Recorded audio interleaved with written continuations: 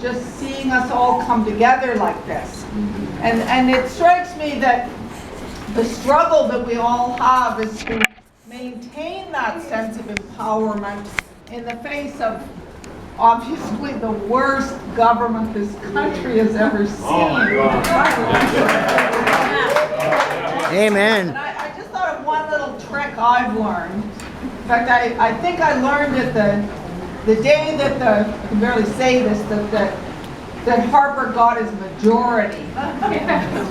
I remember waking up the next morning and barely being able to get out of bed. I felt so disgusted and disempowered.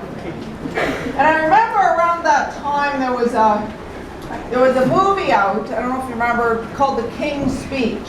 Yes. A great little movie about George VI, I think it was, and how he had this problem speaking. And he was so kind of unable to actually, speak when he really had to give these key addresses because he was so kind of tight inside and had all these bottled up emotions. And then he finally found a speech instructor who figured out that the trick was to get him to let all those emotions out. And of course there's that wonderful scene in Buckingham Palace where the speech instructor has finally got him to just let it all come out, and there he is saying, shit, fuck, shit, fuck, shit, fuck, shit, fuck. And then miraculously, he can speak. So, I kind of figured out that worked. Whenever I feel depressed about the Harper majority, shit, fuck, shit, fuck, Shit, fuck, shit, fuck, shit, fuck. I strongly recommend that.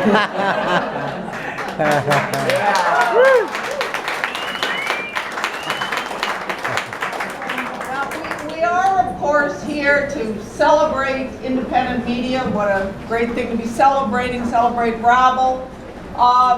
And I guess I just thought I would very quickly, because I'm not going to talk for very long, quickly remind ourselves about, the vital role that media plays in democracy, which, is easy to forget in the era of, media triviality, celebrity culture, all that. Media, let's face it, is just essential if we're going to have any kind of meaningful democracy. And its essential role is not to document the celebrity lives of the people in power, but to hold those people in power to account.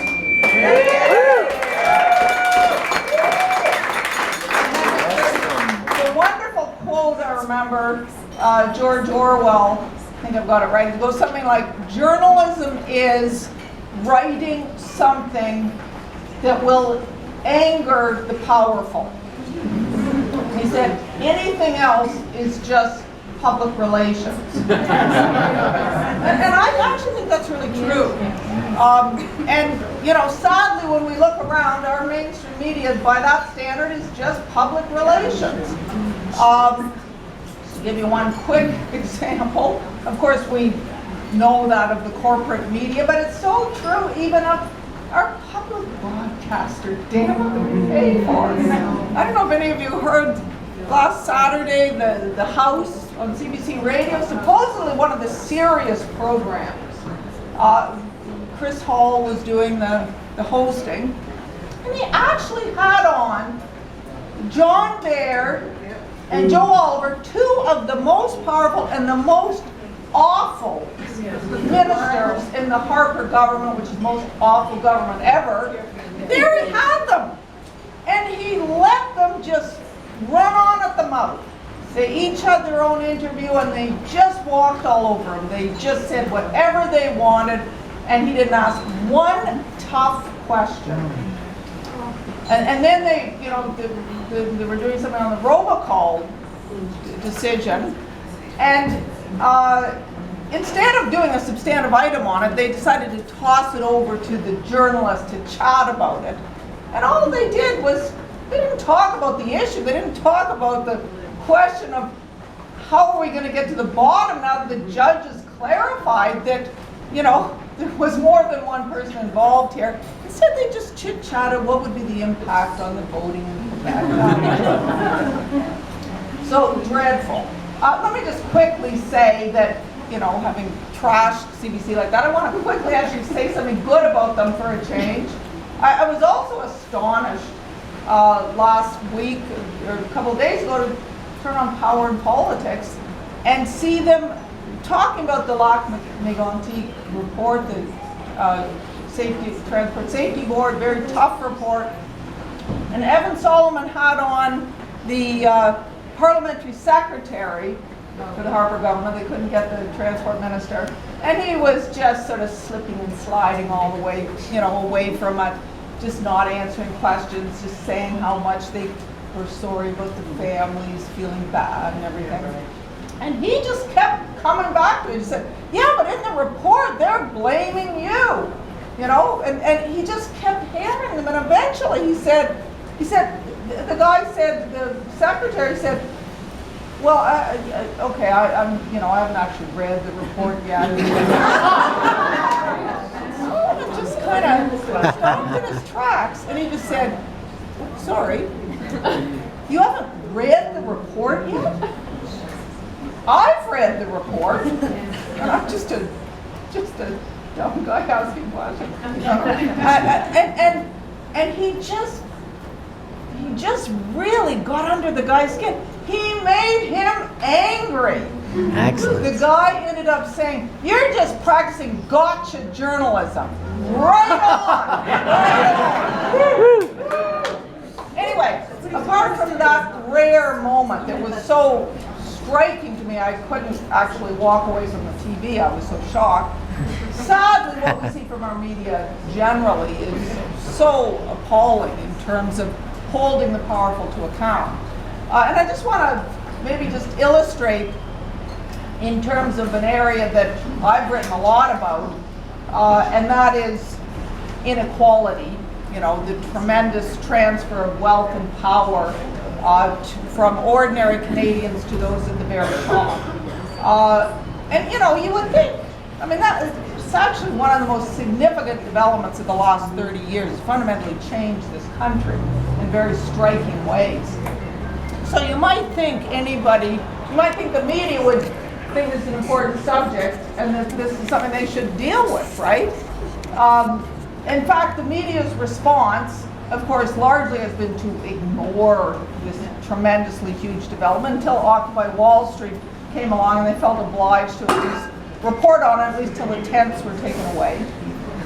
But more than ignoring, what they also do is they rationalize, they provide justifications, so that in fact, what is clearly an outrageous thing, this transfer of wealth and income from redistribution to the top, you know, Robin Hood in reverse, so that it's justified. It's justified in terms of, you know, the arguments about we have to have smaller government, we need tax cuts to be competitive, right? We get that from the media all the time. So we end up with a situation, you know, 30 years ago, the top CEOs in Canada had an income roughly 25 times the average worker. And by the way, that's a big difference, right? Yeah. You know, that's the baseline case. That's a lot of inequality. Today we have inequality. It's not that the top guy is not 25 times the average worker, but 250 times the average worker. Huge inequality. And in some areas, like the financial sector, it's even more extreme. You probably heard about that case, about that guy John Paulson, the Wall Street hedge fund manager, who made in 1 year $3.7 billion. He made it betting against the subprime mortgage market, and in the process helped trigger, you know, the financial collapse and the recession that we're still all suffering from. Anyway, that guy, 3.7 billion, that income, it was not 25 times the average worker or 250 times the average worker, but actually 82,000 times the average worker. So in other words, that guy made the same, roughly in 1 year, as, let's say, 82,000 nurses. I mean, in what moral universe is that guy worth the same as 82,000 nurses? I mean, in what moral universe is that guy worth the same as one nurse? It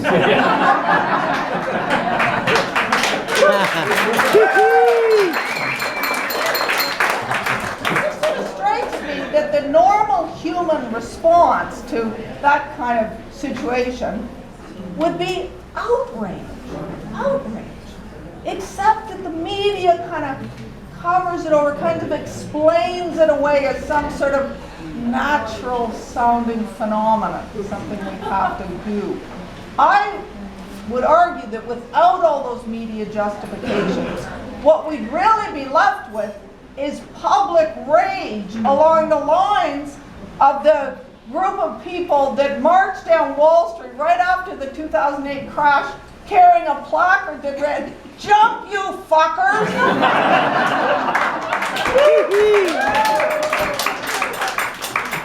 Anyway, that clearly is why we need an independent media. The wonderful thing about what I see in Rabble is that I know that Joe Oliver and John Baird would never submit to an interview with a Rabble person because they'd be afraid of being beaten up in a way by the person asking very tough questions that would make them very angry. So in conclusion, let me just say that there's a quote I love by Mark Twain. He said, "People who don't read newspapers are uninformed. People who do read newspapers are misinformed." And I guess I would just add, people who read independent media are informed, and they're also angry, which is exactly what they should be doing.